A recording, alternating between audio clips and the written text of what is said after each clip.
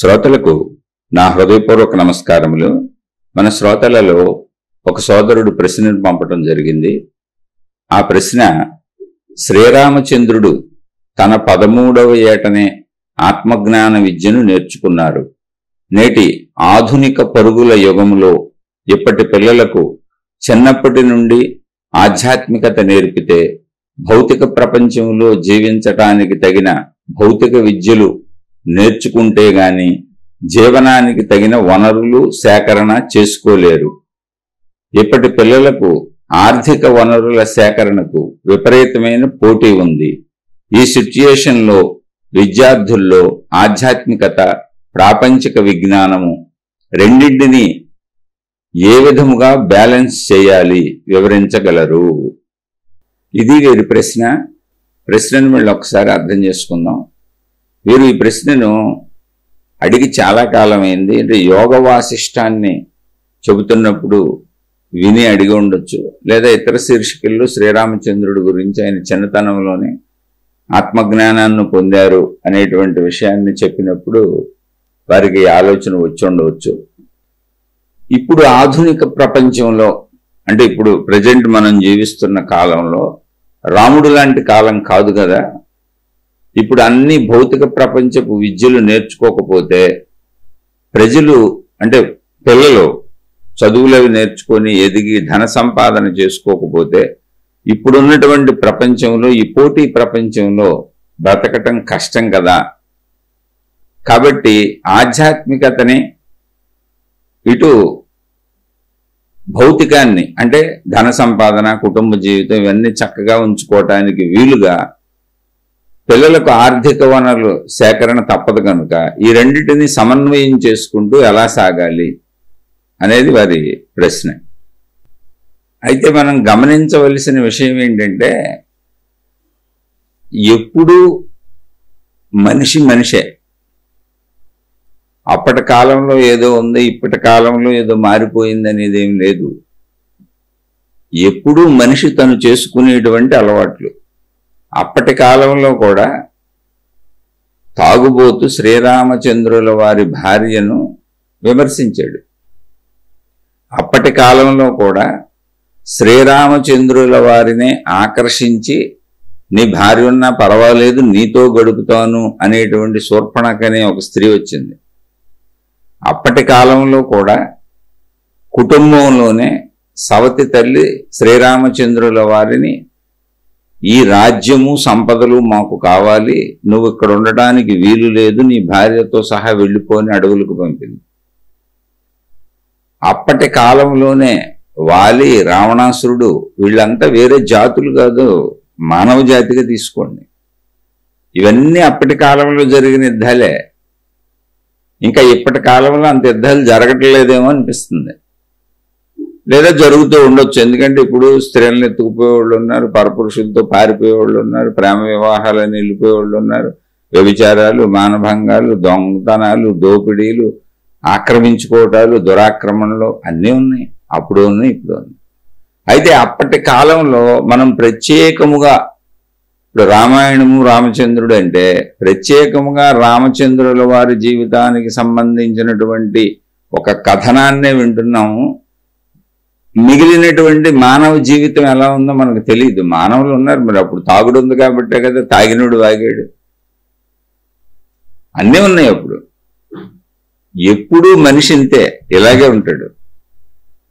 మనిషి ఎప్పుడూ ఒకటే, మనిషి ఇలాగే ఉంటాడు. ఆ విషయం గ్రహించాలి. కాబట్టి ఏదో కాల మార్పుల్లో ఏదో జరిగిపోయింది, మనం నష్టపోయాము, లాభపడ్డాము అనే విషయాలకు వెళ్ళకండి. ఎప్పుడు కాలాలు ఒకటే.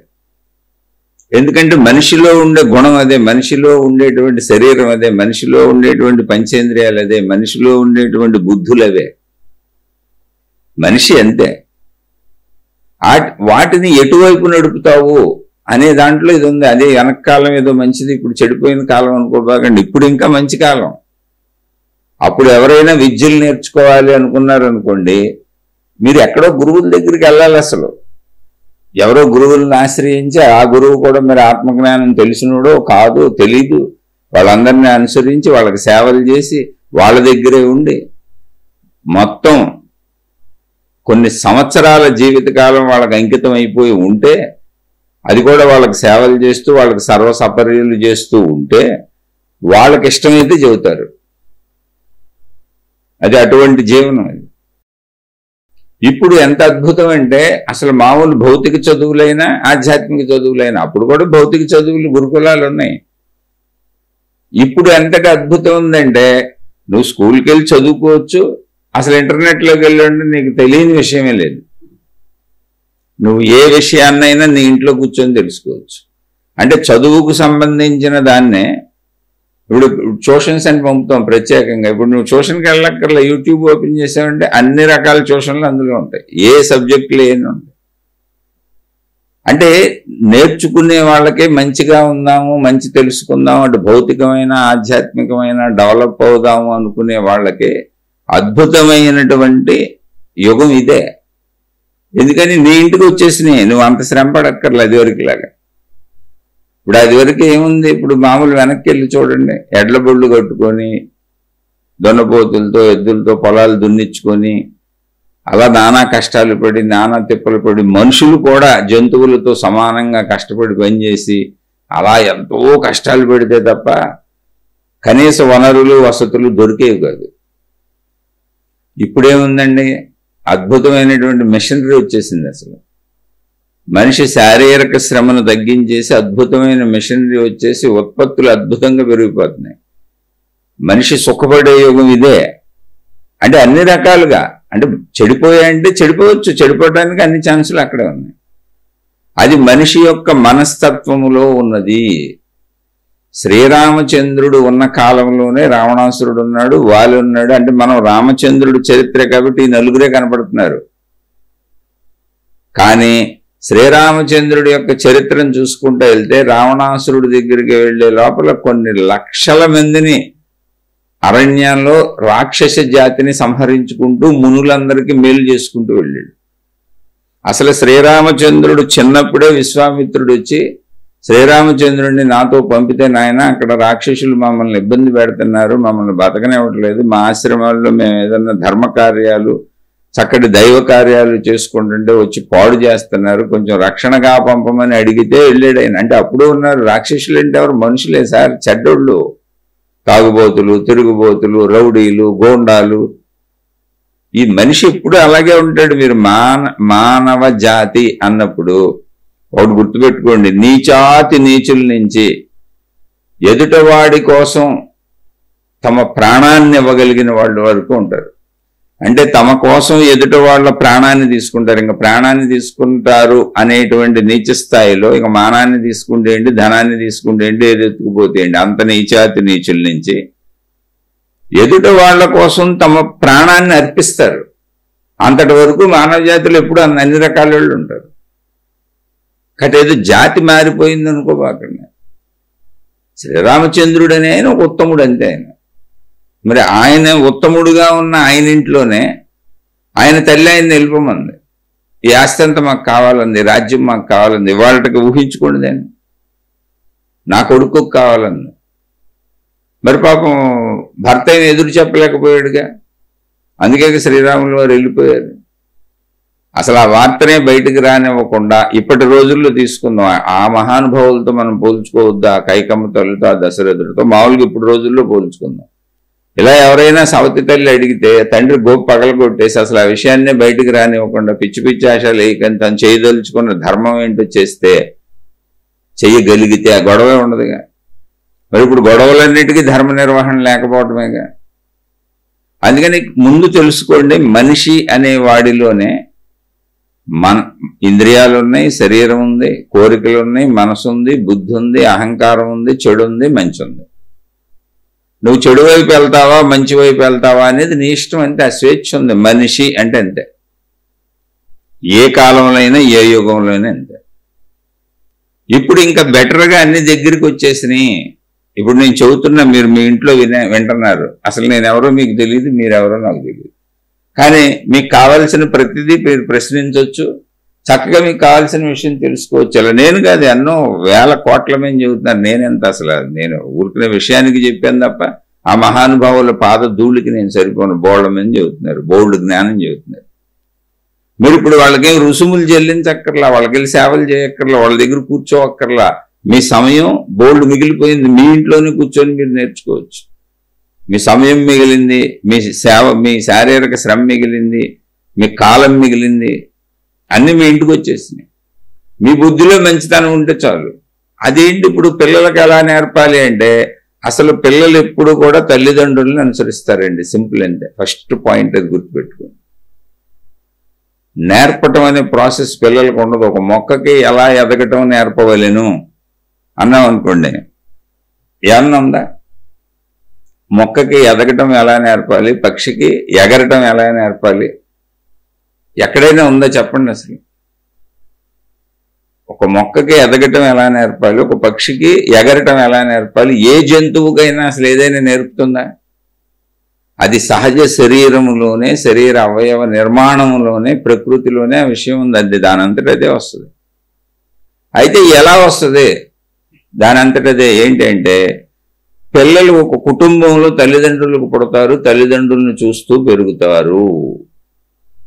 అటు మొట్టమొదట పిల్లలకు వచ్చేది తల్లిదండ్రులకు సంబంధించిన గుణములు. మీ పిల్లలు చెడ్డవాళ్ళు అయిపోయారంటే ఖచ్చితంగా మీరు చెడ్డవాళ్ళు అని అర్థం. మీ పిల్లలు మంచివాళ్ళు అయ్యారంటే ఖచ్చితంగా మీరు మంచివాళ్ళు అని అర్థం. అలానే ఎప్పుడూ ఇలాగే జరుగుతుందని కాదు, 90% ఇలా జరుగుతుంది. ఇక్కడ మీకు విషయం చెబుతాను. ఒక అతను తాగుబోతు, కుటుంబం ఉంది, భార్య ఉంది, 2 పిల్లలు, మగ పిల్లలు ఉన్నారు. రోజు తాగి వచ్చి గొడవ చేసి భార్యను కొడతాడు, పిల్లల్ని కొడతాడు, ఇల్లంతా చందరవందర చేసేస్తాడు. ఇంట్లో ఆ భార్య ఎక్కడో పనిచేసి తెచ్చుకున్న డబ్బులు దాచుకుని ఎత్తుకుపోతాడు, మళ్ళీ తాగుతాడు. ఇదే గొడవ ఇలా సాగుతుంది. పిల్లలిద్దరు పాపం ఏదో గవర్నమెంట్ స్కూల్లో చదువుకుంటున్నారు. ఈ నాన్న వచ్చినప్పుడు ఆ గొడవ పడలేక అటు ఇటు పారిపోతూ ఉంటారు. అందులో ఒక కుర్రవాడు, మా నాన్నలా నేను తయారవ్వకూడదు అని నిర్ణయం తీసుకొని మా అమ్మని ఎంతో బాధ పెడుతున్నాడు. చిచ్చి ఇదేం జీవితం, చుట్టుపక్కలంతా అవమానంగా ఉంది, ఏమి చేయడు, పైగా మమ్మల్ని బాధ పెడుతున్నాడు, నేను కష్టపడి చదువుకొని పైకి రావాలి అని వాళ్ళ నాన్న వచ్చే టైంకి ఆ బ్యాగు పుస్తకాలు తీసుకొని బయటకు పరిగెత్తేసి చక్కగా చదువుకుంటాడు ఎక్కడన్నా కూర్చొని. రాత్రి అయితే వీధి దీపాల వెలుగులో చదువుకుంటాడు. గవర్నమెంట్ స్కూల్స్ బ్రహ్మాండంగా అక్కడ చెబుతున్నారు, ఏదో ఒకటి ఉచితమే కదా, అన్ని భోజనం కూడా పెడుతున్నారు. చక్కగా చదువుకున్నాడు, గొప్పవాడయ్యాడు. ఇదే తండ్రిని చూసి ఇంకొక కొడుకు తండ్రి లాగానే అయ్యాడు, తాగుబోతయ్యాడు.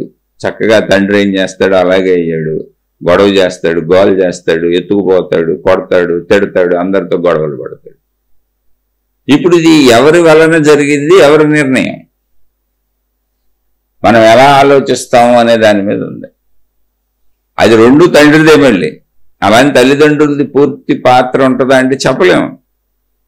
వివేకం అది మార్చుకోవాలి. అందుకే ఆత్మజ్ఞానం అంటే ఏంటంటే, మీరు ఏదో అద్భుతమైనటువంటి ఏదో నేను అనంత ఆత్మశక్తినన్న ఎరుక కాదు. అసలు ముందు ఆత్మజ్ఞానం అనేది ఒక్కడ మొదలవుతుంది అంటే, నేను ఎలా ఉండాలని నేను నిర్ణయించుకోవడంతో మొదలవుద్ది.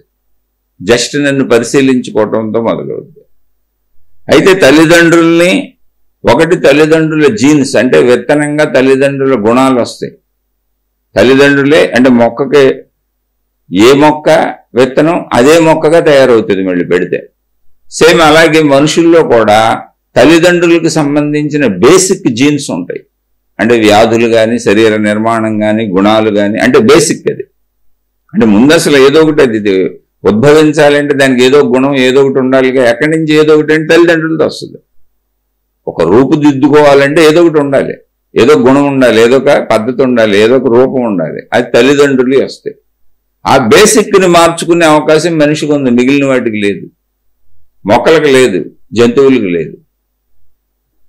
ఒక్క మనిషికి మాత్రం తనను తాను మార్చుకునే అవకాశం ఉంది. అందుకే ఆత్మజ్ఞానం అనేది మనిషికి మాత్రమే చెప్పబడుతుంది.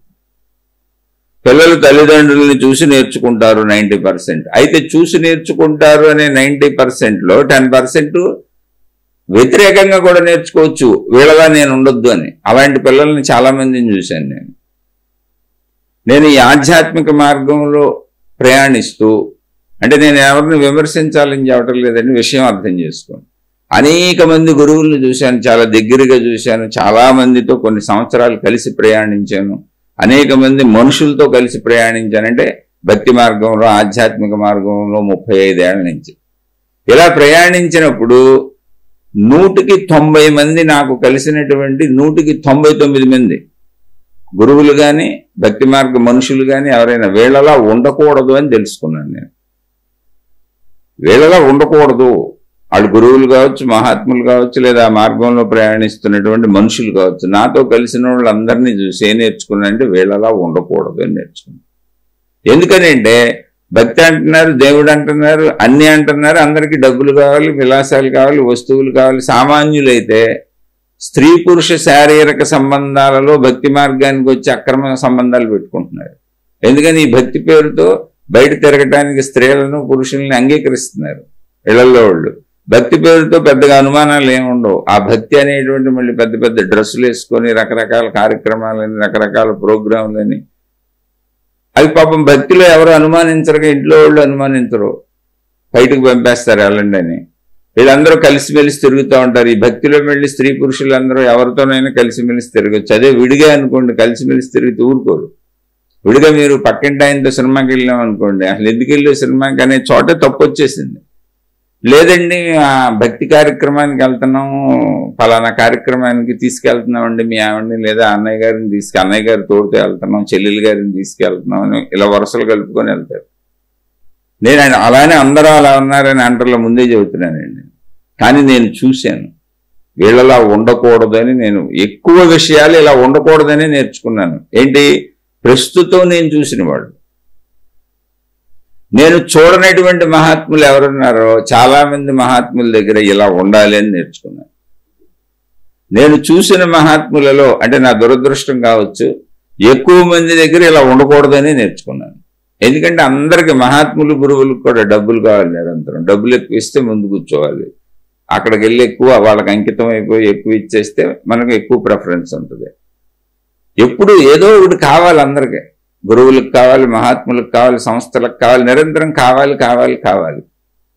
వీళ్ళకేమో నిరంతరం వాళ్ళ సంస్థలు, వాళ్ళ విధానాలు, పద్ధతులు నిలుపుకునేది కావాలి. అందుకని వచ్చిన వాళ్ళందరి దగ్గర దక్షిణలని, సేవలని, రకరకాల మొక్కులని అవన్నీ పెడతారు. అక్కడ బోర్డులు ఏర్పాటు చేస్తారు. అక్కడ ఏదో రకంగా వాళ్ళకి డబ్బు కావాలి, కీర్తి ప్రతిష్టలు కావాలండి. మొత్తం వాళ్ళ సంస్థ హైలైట్ అవ్వాలి అంటే రెండు కావాలి, డబ్బు కావాలి, కీర్తి ప్రతిష్టలు కావాలి, మనుషులు కావాలి, దాన్ని పైకి లేపే మనుషులు కావాలి, సేవలు చేసి ప్రచారాలు చేసి. వాళ్ళకి అవి కావాలి. ఈ వెళ్ళిన వాళ్ళకి ఏం కావాలి, వాళ్ళ నుంచి వాళ్ళ ఆశీస్సులతో, వాళ్ళ ఆశీర్వాదాలతో వీళ్ళ కుటుంబం బాగుండాలి, వీళ్ళ పిల్లలు బాగుండాలి, వీళ్ళకి ఏదో లాభం కావాలి. మొత్తం ఎడు చూసినా కావాలనేది ఉంది. అక్కడ తెలుసుకుందాం అనేది నాకు తగలదు అసలు. ఎక్కడ కావాలి వేరు, తెలుసుకోవటం వేరు. ఈ కావాలిలో కొట్టుకుపోతేటో పోతాం అనిపించింది. అయితే తప్పేం కాదు, అంత మంచిదే. ఎవరి విధానంలో వాళ్ళు వెళ్తారు. అందరూ ముందే అలా తెలుసుకుంటారు, వెళ్ళి తెలుసుకుంటారు. అందుకని చాలా మంది దగ్గర ఇలా ఉండకూడదని నేర్చుకున్నాను. అద్భుతమైనటువంటి రమణ మహర్షి లాంటి మహాత్ములు తగిలినప్పుడు ఆహా ఇలా ఉండగలిగితే ఎంత బాగుంటుందని నేర్చుకున్నాను. ఓ నిసర్గదత్త మహారాజు లాంటి చరిత్రలు విన్నప్పుడు, అంటే చూడలేదు పాపం, ఆ మహాత్ముల్ని కలిసే భాగ్యం కలగలేదు. ఎందుకంటే జనరేషన్ గ్యాపులు చాలా తేడా ఉన్నాయి. అలాంటి మహాత్ముల గురించి చదివినప్పుడు ఆహా ఇలా కదా ఉండాలనిపించింది. ఓ శ్రీరామచంద్రుడి గురించి చదువుతున్నప్పుడు ఆహా ఇలా కదా ఉండాలనిపించింది. అందుకని ఆత్మజ్ఞానం అంటే మీరేదో మీ లోపల ఉన్న అనంత ఆత్మశక్తిని తెలుసుకోవడం అని అనుకోబాకండి. అసలు ఆత్మజ్ఞానము అంటే నేను మంచిగా ఉండాలనే భావనతో మొదలైపోతుంది. నేను మంచిగా ఉండాలి అంటే నన్ను నేను చూసుకోవాలి, నేను ఎలా ఉంటున్నాను అని. ఆత్మజ్ఞానం అంటే ఆత్మ అనే అనంత ఆత్మశక్తి అనేది లాస్ట్ పాయింట్. ఆత్మజ్ఞానం అంటే స్వీయ జ్ఞానం, నా గూర్చినటువంటి ఎరుక, నన్ను నేను చూసుకోవటం. అదేముందని జస్ట్ చిన్నపిల్లలకు తల్లిదండ్రులు చెప్పొచ్చు, నాయన నువ్వు ఇలా పనిచేస్తున్నావు, తల్లి నువ్వు ఇలా ఉన్నావు, ఒకసారి నువ్వు గమనించుకో, మాకేం బాధలేదు, నీకు కావాల్సినవి చేసి పెడతాం, తల్లిదండ్రులుగా మీకోసమే ఉన్నాం, కానీ మీరు ఇదిగో ఇలా నడుస్తున్నారు, ఇలా ఉంటున్నారు, జాగ్రత్తగా చూసుకోండి. అలా చూసుకోండి అని అసలు చెప్పాలంటే ముందు మీరు జాగ్రత్తగా ఉండాలిగా. ఎంతమంది తల్లిదండ్రులు తప్పులు చేయకుండా ఉన్నారు చెప్పండి. పిచ్చి మాటలు మాట్లాడకుండా, గొడవలు పడకుండా, అప్పులు చేయకుండా, తప్పులు చేయకుండా, ఎవరిని మోసం చేయకుండా, అసత్యాలు చెప్పకుండా, అబద్ధాలు ఆడకుండా, ఇవన్నీ మీ పిల్లలు చూడకుండా ఎంతమంది ఉన్నారు? ఉంటే మీ ఇంట్లో వాళ్ళు ఉత్తములు అయిపోతారు. అలా ఉంటే అసలు మీరే ఋషులు, మునులు, యోగులు అయిపోతారు. అందుకని ఆత్మజ్ఞానము అంటే అనంత ఆత్మశక్తి ఎరుక అనే పాయింట్కి అసలు వెళ్ళబాకండి. ఆత్మజ్ఞానం అంటే స్వీయ జ్ఞానం, ఒక మనిషి తనను తాను గమనించుకోవటం. అద్దంలో భౌతికమైనటువంటి ప్రతిరూపాన్ని ఎలా చూసుకుంటామో అలాగే అంతరంగాన్ని జ్ఞానం అనే అర్థంలో ఎరుకలో నన్ను నేను గమనించుకోవటం. జస్ట్ నాయన నిన్ను చూసుకో అని చెబుతారంతే. ఇప్పుడు శ్రీరామచంద్రుల వారికి వశిష్ఠుల వారు చెప్పింది అదే. ఆయన గమనించుకునేలా చేశారు. అది బేసిక్లో ఎలా మొదలవుతుంది? చెడు పోగొట్టుకోవడంతో మొదలవుతుంది. నేను చెడ్డవాడిని అవ్వకూడదని ఇందాక చెప్పాను. ఒక తాగుబోతు కొడుకు మా నాన్నలాగా నేను అవ్వకూడదు అనుకున్నాడు. నేను నిక్కచ్చిగా చెబుతున్నాను, నేను బయట వాళ్ళు తప్పు అని నేను ఒక్క మహాత్ముడిని అంటలేదు, ఒక్క మార్గాన్ని అంటలేదు, ఏ ఆధ్యాత్మిక విధానాన్ని మతాన్ని అంటలా. కానీ నా దురదృష్టం కొద్దీ నా ప్రయాణంలో నాకు తగిలినటువంటి గురువులు, మహాత్ములు, విధానాలు, పద్ధతులు, అందులో నడిచినటువంటి మనుషులు, వాళ్ళు చేసే తప్పులు, వాళ్ళ స్వార్థపరత్వం, వాళ్ళ కోరికలు, ఇవన్నీ చూసి 100కి 99 మందిలా నేను ఉండకూడదు అని నేర్చుకున్నాను. అందుకే మీరు గమనించారో లేదో, ఉండకూడదు అలా అని నేర్చుకున్నాను కనుకనే అసలు నా ముఖం చూపించడం, నా పేరు చూపించడం, నన్ను నేను హైలైట్ చేసుకోవటం, నాకు గుర్తింపు తెచ్చుకోవటం ఎందుకు? ఇది అసలు దీంతో అవసరం ఏంటి? అది నాకు వచ్చింది. నా బ్రాండ్ నేమ్ ఏంటని. ఇప్పుడు భౌతిక ప్రపంచంలో వస్తువులు తయారు చేసి అమ్ముకుంటున్నాను అనుకోండి, నేను బతకాలి కాబట్టి నాకు బ్రాండ్ నేమ్ పెట్టుకుంటాను. తర్వాత నా పిల్లలు అది ముందుకు నడిస్తే బ్రాండ్ నేమ్ సక్సెస్ అయితే నా పిల్లలు దాని మీద బతుకుతారు. అది అవసరం, నిజం, సత్యం అది. కాబట్టి ఒక కార్ల కంపెనీలు, మోటార్ సైకిల్ కంపెనీలు, చిన్న అప్పడాల కంపెనీలు, ఏదో ఒకటి అతి చిన్న వాళ్ళు ఇంత పచ్చళ్ళు తయారు చేసేవాళ్ళు ఒక పేరు పెట్టుకొని బ్రాండ్ నేమ్తో చేసుకోవచ్చు. ఎందుకంటే బతుకు తెరువు అది, భౌతిక బతుకు తెరువు అది. ఆధ్యాత్మికతలో బ్రాండ్ నేమ్ ఏంటి? నా పేరు ఏంటి, నా బొమ్మ ఏంటి, నా మార్గం ఏంటి, నా విధానం ఏంటి, దానికి మళ్ళీ నేను కొత్త కొత్త పేర్లు తయారు చేయటం ఏంటి? ఎవరి సంస్థలో వాళ్ళకు పేర్లు తయారు చేసుకుంటున్నారు. అంటే నేను విమర్శించట్లా, అసలు ఇప్పుడు కూడా చదువుతున్నా, నాకు విమర్శ లేదు, అలా ఉండకూడదు అనుకున్నాను అంతే, సింపుల్. అందుకని నో బ్రాండ్ నేమ్, నో మనిషి ఎవరో అసలు అనవసరం. ఎందుకో మనిషి చచ్చిపోతాడు, ఆడు ఉండడు. ఇప్పుడు నేనున్నాను, యూట్యూబ్లో నా మాటలు వింటున్నారు, నేను బతుకున్నాను చచ్చాను అసలు ఎవరికి తెలుసు? చచ్చిపోయినాక కూడా నా మాటలు వినపడుతున్నాయేమో. నేను ఎప్పుడో చెప్పిన పాతయ్య మీరు వింటున్నారేమో, అసలు నేను లేనేమో. అలా ఎంతోమంది లేని వాళ్ళే ఇందులో ఉన్నాయి. అందుకని ఇక్కడ వ్యక్తి ఆరాధన, రూప ఆరాధన కాదు, బ్రాండ్ నేమ్లు అక్కర్లేదు. అది అలానే నేను బ్రాండ్ నేమ్లో ఎవరిని విమర్శించట్లా, వాళ్ళకేదో అర్థమై ఉంటుంది, అలా మంచి మార్గంలో నడపొచ్చు. ఒక బ్రాండ్ ఉంటే తప్పుదోవలోకి వెళ్లకుండా ఉంటారు. ఎందుకంటే అనేక మంది మోసగాళ్ళు ఉన్నారు. నేను నిజాయితీ పరుణ్ణి, నేను నిజాయితీ పరురాలని కనుక ఈ విషయం ప్రజలకి తెలియాలి అంటే నేను ఒక బ్రాండ్ నేమ్ పెట్టుకోవాలి అనుకుని వెళ్తున్నారేమో వాళ్ళు, నాకు తెలియదు.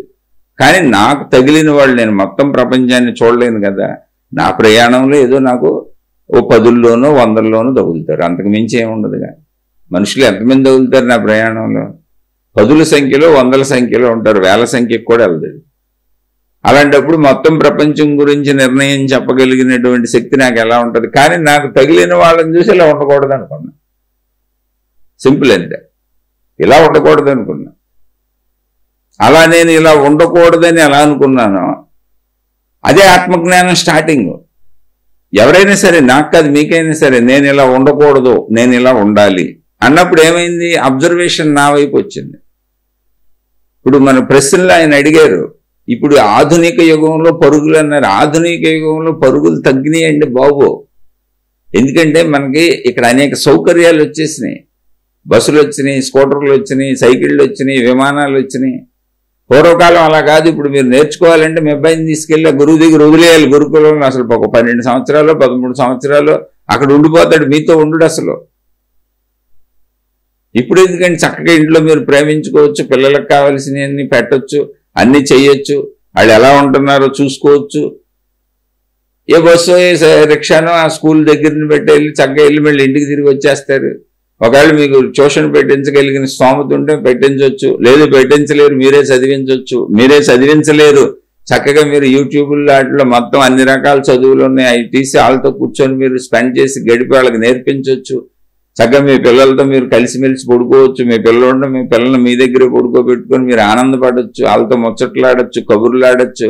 ఎక్కడా ప్రేమ బంధాలు తెగిపోకుండా, దూరం అవ్వకుండా అద్భుతంగా కలిసిమెలిసి జీవించవచ్చు. ఇది ఒక అద్భుత కాలం. ఇప్పుడు ఎంత దూరంలో ఉన్నా, ఇప్పుడు నేను చెబుతున్నా, ఎందుకు అద్భుత కాలం అంటే అనుభవించి చెబుతున్నా. ఇప్పుడు మా అమ్మాయి ఎక్కడో ఉంది, ఇక్కడ లేదు, అసలు చాలా దూరంలో ఉంది. మా అబ్బాయి కూడా చాలా దూరంలో ఉన్నాడు, చదువుకుంటున్నాడు. కానీ చక్కగా వాట్సాప్లో వీడియో కాల్ చేస్తారు, ఎదురుగుండా కనపడుతూ ఉంటాడు.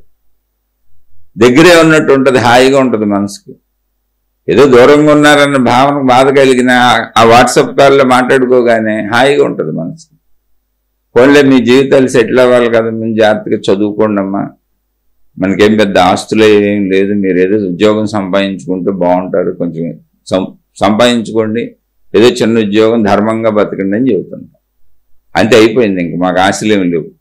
ఎందుకు ఆశలేమి లేవు అంటే ఆశ ఏముంది జీవితంలో? ఆశనా నిరంతరం?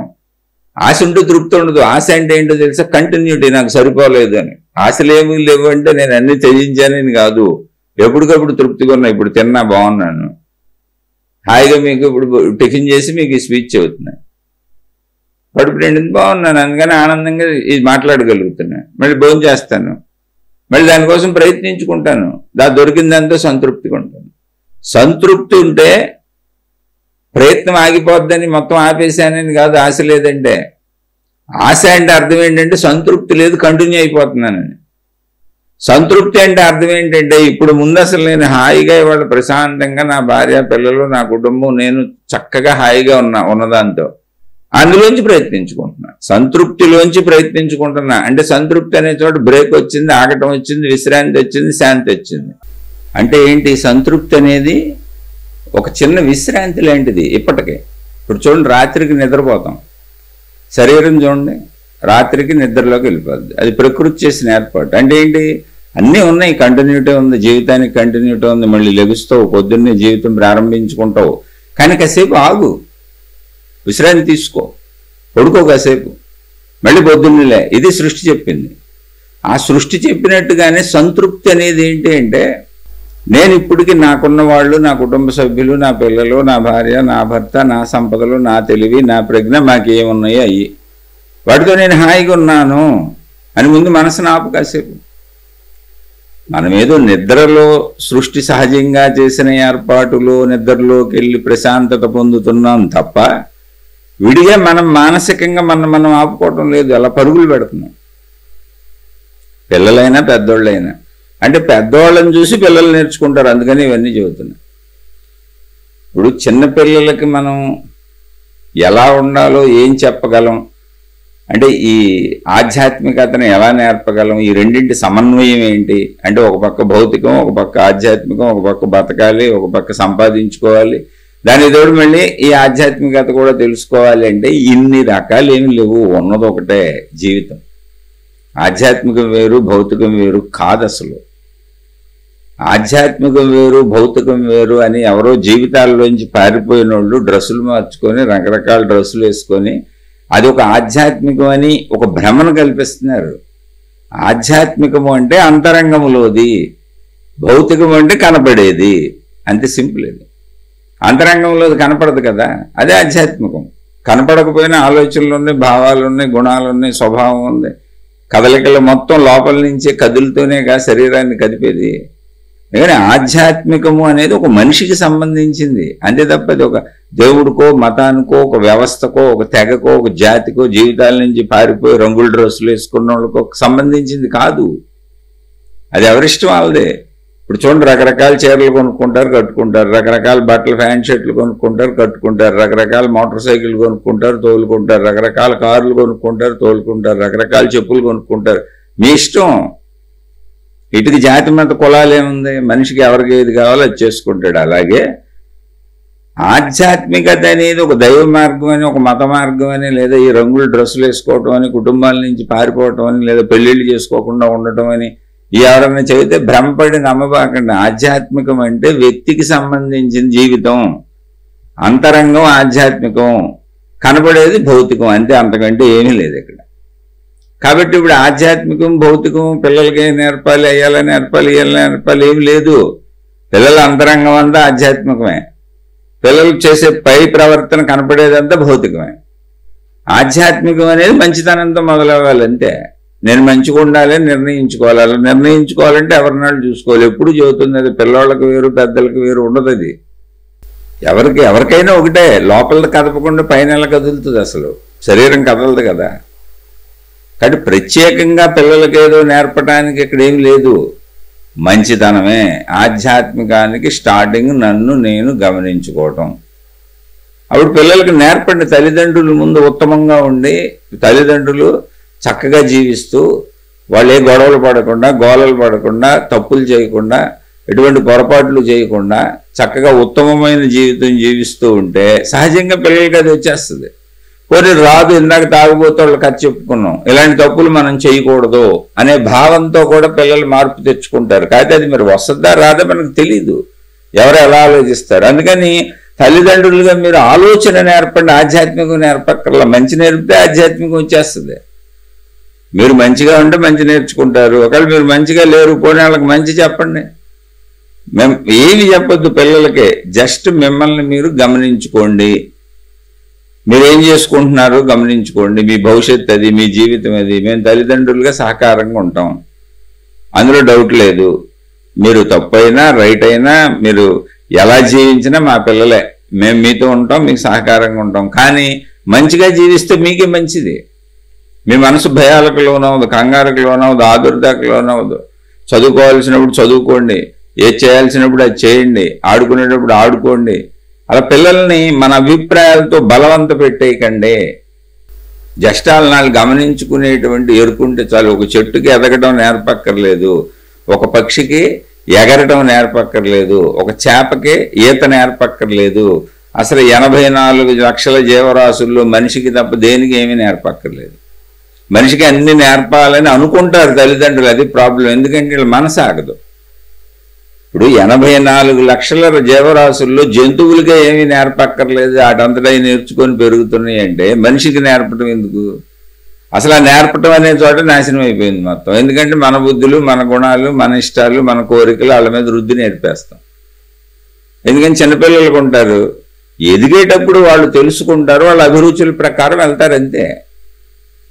ఆ అభిరుచులు ఎక్కడి నుంచి వస్తాయంటే జీన్స్లు తల్లిదండ్రుల నుంచి వస్తాయి, చుట్టూ ఉన్న సమాజం నుంచి వస్తాయి, చుట్టూ గమనిస్తున్న విషయాల నుంచి వస్తాయి, ఎక్కువగా కుటుంబంలో తల్లిదండ్రుల నుంచే వస్తాయి. ఎందుకంటే పెరిగేటప్పుడు కూడా చూసే తల్లిదండ్రులనే ఆధారపడి ఉంది, వాళ్ళ మీదే. ఎక్కువ జీవితం తల్లిదండ్రులతోనే గడుపుతారు. ఒక వయసు వచ్చే వరకు జ్ఞానం తెలిసి స్నేహితుల తర్వాత రావచ్చు, కానీ మొత్తంగా తల్లిదండ్రుల మీదే ఉంటారు ఒక వయసు వచ్చే వరకు. అందుకని వాళ్ళ మాటలు, వాళ్ళ చేష్టలు, వాళ్ళ పనులు, వాళ్ళ గొడవలు, వాళ్ళ గోళ్ళు, వాళ్ళ బుద్ధులు, వాళ్ళ ప్రవర్తనలు అన్నీ చూస్తూ పెరుగుతారు. తర్వాత స్నేహితుల ఇన్ఫ్లుయెన్స్ కొంత ఉంటుంది. అక్కడ మనం ఎదిగే పిల్లలు కాబట్టి ఊరికనే చూడటమే తప్ప ఎదిగే మొక్కకు మనం చెప్పేది ఏంటి, అదే ఎదిగిపోద్ది. ఒక మంచి వాతావరణం క్రియేట్ చేస్తే చాలు వాళ్ళకి. ఇప్పుడు ఒక మొక్క ఎదగాలనుకోండి, దానికి చక్కటి స్పేస్ ఉండాలి, అంటే ప్రదేశం ఉండాలి, ఎదగటానికి అనువైన ప్రదేశం ఉండాలి, సారవంతమైన భూమి ఉండాలి, చక్కగా ఎండపడాలి, గాలి తగలాలి, అన్నీ ఉంటే అదే ఎదిగేస్తుంది. అలాగే మీరు పిల్లలు బాగుండాలి, బాగుపడాలి, మంచోళ్ళు అవ్వాలంటే మీ ఇల్లు మొత్తం మంచిగా ఉండాలి, అంతే, ఇంకా దారి లేదు. అంతే తప్ప మనం ప్రత్యేకంగా ఆధ్యాత్మికతని, భౌతికాన్ని సమన్వయం చేసి చేసేదేమీ లేదు ఇక్కడ. ఆధ్యాత్మికం అంటే ఏంటంటే చాలామంది ఒక దేవుడు, ఒక మతం, ఒక గొడవ ఏదో నేర్పి చిన్నప్పటి నుంచి మళ్ళీ అసలు కొంతమంది చిన్నపిల్లల్ని తీసుకుపోతున్నారు, తీసుకుపోయి దేవుడిది చిన్నప్పటి నుంచే చేయించేస్తున్నారు. అది ఎవరిష్టాలు వాళ్ళది. మీకు అలా ప్రత్యేకంగా ఏమన్నా మా అబ్బాయి ఒక భక్తుడు అయిపోవాలి, ఒక దేవుడు దానికి అయిపోవాలి, మా అమ్మాయి అలా అంకితం అయిపోవాలనుకుంటే అవి మీ ఇష్టాలు. నేను చెబుతున్న సహజ జీవితం. ఆత్మజ్ఞానము అనేది ఒక మనిషి యొక్క ఆఖరి స్థితి. అది తెలిసినా కూడా, ఒకవేళ అనుభవం పొందినా కూడా మనిషి ఇక్కడ భూమి మీద జీవించవలసిందే.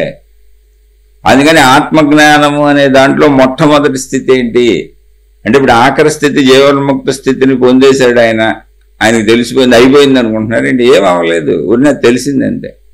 ఏమవుద్ది? శరీరం మరణించే వరకు శరీరం ఉంటుంది, దానికి సంబంధించిన అన్నీ సమకూర్చాల్సిందే. జీవితం అవ్వదు, జీవితం శరీర మరణంతో పూర్తవుద్దండి. ఆత్మజ్ఞాన ఎరుక కలగొచ్చు నువ్వు సాధనలు చేసుకొని, కానీ జీవితం పూర్తవద్దు, జీవితం శరీర మరణంతో పూర్తవుద్ది. అందుకని జాగ్రత్తగా గమనించుకుంటే మనకి ఆత్మజ్ఞానం అనే దానికి మొదలేంటంటే ఏమీ లేదు. ఎవరు చిన్నపిల్లలైనా పెద్దోళ్ళైనా, మీరు ఏ స్థితిలో ఉన్నా, ఏ వయసుల్లో ఉన్నా, మిమ్మల్ని మీరు గమనించుకోవటం మొదలు ఆత్మజ్ఞానానికి. అంటే అసలు నేను ఏం చేస్తున్నాను, నేను ఎలా ప్రవర్తిస్తున్నాను, నేనున్న స్థితిలో నేను చేస్తానే కరెక్టా కాదా ఎవరికాళ్ళకి అర్థమైపోద్ది. ఇప్పుడు చదువుకోవట్లేదు అనుకోండి, సరిగ్గా చదువుకుని చిన్నపిల్లలు వాళ్ళు చూసుకుంటూ తెలియదా నేను చదవట్లేదు, సినిమాలకు పోతున్నాను, అటు పోతున్నాను, ఇటు పోతున్నాను, నా ఇంట్రెస్ట్లు వేరే చోటకున్నాయని. అప్పుడు చెప్పటమే చూసుకోమని. ప్రతి వాళ్ళకి తనను తాను గమనించుకుంటే చిన్నపిల్లలకైనా తనలో ఉన్న బుద్ధి చెప్పుద్ది, ఇది తప్పు ఇది రైట్ అని. ఎందుకంటే ఎవరున్న స్థితిలో ఏం చెయ్యాలో, వాళ్ళు ఎలా ప్రవర్తించాలో, వాళ్ళ మనసు, వాళ్ళ బుద్ధి, వాళ్ళ శరీరము ఎప్పుడు ఆ వయసును బట్టి అవి పనిచేస్తూనే ఉంటాయి. చిన్నపిల్లలకి పనిచేస్తే పెద్దవాళ్ళకి పనిచేస్తాయి.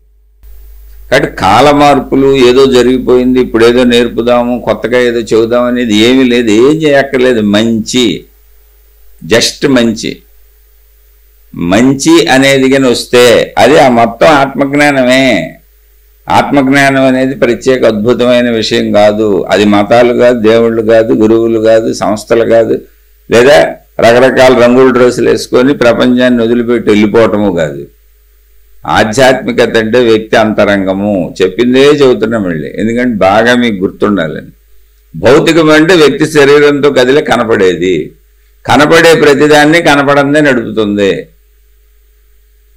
కాబట్టి ముందు మంచితనం అనేది ఒకటి వస్తే, అది రావాలంటే నన్ను నేను చూసుకోవాలి. అసలు నేను మంచిగా ఉన్నానా లేదా చూసుకుంటే కదా, చెడ్డగా ఉన్నాను అని తెలిస్తే కదా చెడును పోగొట్టుకొని మంచిగా ఉండేది. అందుకని ఎవరైనా తల్లిదండ్రులు, అన్నదమ్ములు, అక్క చెల్లెళ్ళు, ఎవరైనా మీరు స్నేహితులు, మీ వాళ్ళు మీరు బాగుండాలి అని కోరుకుంటే వాళ్ళు ఆత్మజ్ఞాన మార్గము, ఆధ్యాత్మిక మార్గము, దైవ మార్గము, భక్తి మార్గము ఏదో ఒక దాంట్లో వాళ్ళు వెళ్ళాలి అని మీరు అనుకుంటే వాళ్ళకి మంచి నేర్పితే చాలు. వాళ్ళు మంచిగా ఉండాలి. మంచిగా ఉండాలంటే వాళ్ళని గమనించుకోవాలి. అలా గమనించుకొని మంచితో మొదలయ్యారంటే వాళ్ళు అనంత ఆత్మశక్తి వరకు వెళ్ళిపోతారు. ఖచ్చితంగా వెళ్తారు. దాని దారి అంతే. ఆ దారి అది. ఇప్పుడు శ్రీరామచంద్రుడు మంచిగానే ఉన్నాడు, కానీ అన్ని రకాల బాధలు పడ్డాడుగా. ఆయన ఎన్ని బాధలు పెట్టారు, మొత్తం రామచరితం అంతా బాధలేక. మరి అప్పుడు దుర్మార్గులు ఉండబట్టే ఇవన్నీ జరిగినాయి. ఎప్పుడూ ఉంటారు దుర్మార్గులు, మనుషుల్లో చెడ్డోళ్ళు మంచోళ్ళు ఎప్పుడూ ఉంటారు. కాలభేదం ఏమీ లేదు.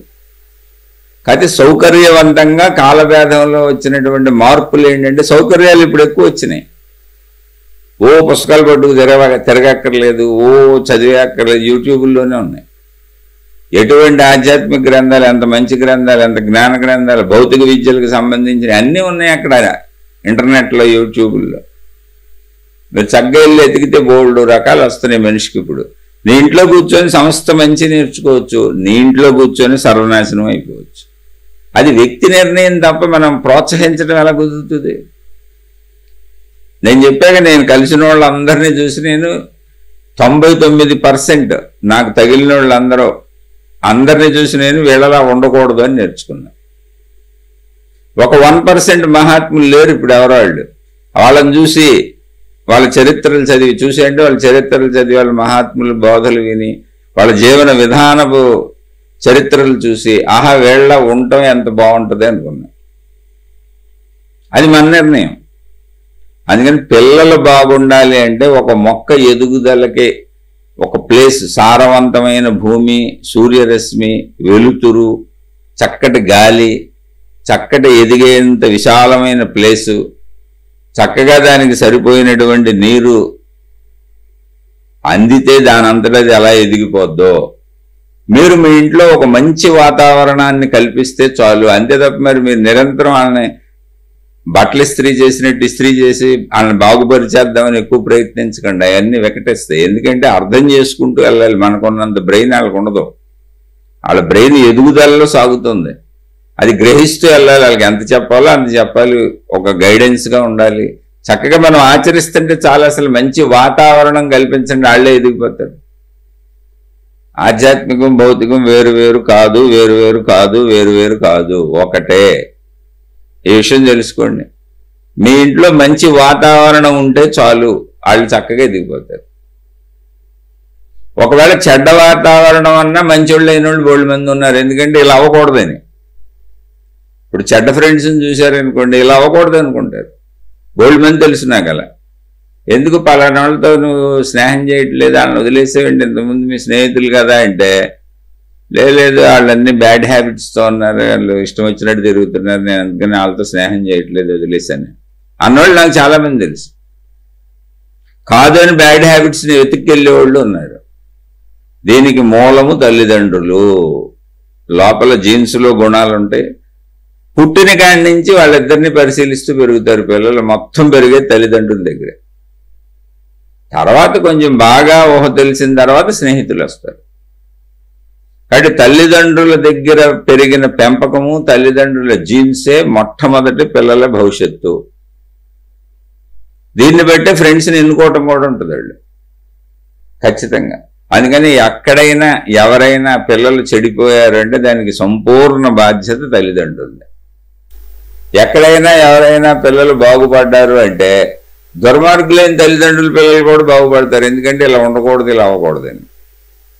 99% బాగుపడ్డారంటే తల్లిదండ్రులదే. ఎందుకంటే మంచి లక్షణాలను చూస్తూ పెరిగిన వాళ్ళు ఖచ్చితంగా మంచి వాళ్ళే అవుతారు. కాబట్టి ముందు వాతావరణం, ఇంటి వాతావరణం మంచిగా ఉంచుకోండి. ఇప్పటి వరకు మీరు ఎలా ఉంటున్నారో తెలీదు. ఇప్పుడు మంచిగా చక్కగా హాయిగా ఉండండి. మంచిగా ఉండటం దైవ పూజలు, దైవ కార్యక్రమాలు, మతాచార సాంప్రదాయాలు కాదు. అబద్ధం ఆడకుండా ఉండటం, మోసం చేయకుండా ఉండటం, ఇంట్లో భార్యాభర్తలు గొడవలు పడకుండా ఉండటం, చికాకులో నవ్వకుండా ఉండటం, నిరంతరం విసుగుతో చికాకుతో అరుపులు కేకలతో జీవించకుండా ఉండటం, ఒక ప్రశాంత వాతావరణం క్రియేట్ చేయటం, పిల్లలకి ఒక ఇంట్లో ఆనందంగా ఉండేలా, ఉండాలనిపించేలా ఉండటం, అలా ఒక చక్కటి వాతావరణం ఉండాలి. అది దైవ వాతావరణం కాదు. మనం చేసేటువంటి ఇప్పుడు దైవభక్తి, దైవ పూజలు అన్నీ చేసి అబద్ధాలు చెబుతున్నాం అనుకోండి, అయ్యే పిల్లలు నేర్చుకుంటారు. మనం ఏం చేస్తే నేర్చుకుంటారండి. ఈ విషయాలు మీకు తెలుసు. ఒకసారి పరిశీలించి చూడండి. అయినా ఒకవేళ మళ్ళీ సందేహం ఉంటే మళ్ళీ అడిగే ప్రయత్నం చేయండి, మాట్లాడుకుందాం. ఆత్మజ్ఞానం అనేది మళ్ళీ చెబుతున్న స్టార్టింగ్ కేవలం నన్ను నేను పరిశీలించుకోవటంతో, మంచి అనే దాంతో మొదలవుతుంది. సంపూర్ణంగా నేను అనంత ఆత్మశక్తిని తెలుసుకున్నాక కూడా ఎండ్ అవటం ఉండదు, జీవితం ఉంటుంది, శరీరం ఉంటుంది. మరణం వరకు, శరీర మరణం వరకు జీవన్ముక్తులైన మామూలుళ్ళైనా జీవించాల్సిందే. దానికి అన్ని సమకూర్చాల్సిందే. సమకూర్చాలంటే ప్రయత్నించుకోవాల్సిందే. ఆ శారీరక మానసిక స్థితి గతిని ఎప్పుడూ సరిగ్గా ఉంచుకోవలసిందే. అదే స్వప్రయత్నము. నన్ను నేను ఎప్పుడూ మంచిగా ఉంచుకోవాలి అంటే నేను చిన్నపిల్లుడినైనా, నేను రేపో మాపో చనిపోబోయే వృద్ధుడినైనా నన్ను నేను గమనించుకొని మంచిగా ఉంచుకోవాల్సిందే.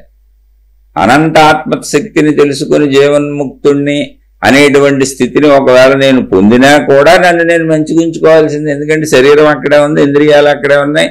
ఆ ఇంద్రియాలకు ఆకర్షణ ఎప్పుడూ ఉంటుంది. జీవన్ముక్తుడికి ఆకర్షణ ఏం పోదు. ఆకర్షణ పోతే అన్నం ఎందుకు తింటాడు? జీవన్ముక్తుడైనా నువ్వు జాగ్రత్తగా ఉండాల్సిందే. కాకపోతే మామూలు వాళ్ళకంటే జాగ్రత్త తక్కువగా ఉండొచ్చు. ఎందుకంటే అనంత ఆత్మ వరకు కలిగింది కాబట్టి సహజంగా తప్పులు చేయరు, కానీ చేసేవాళ్ళు చాలా మంది ఉంటారు.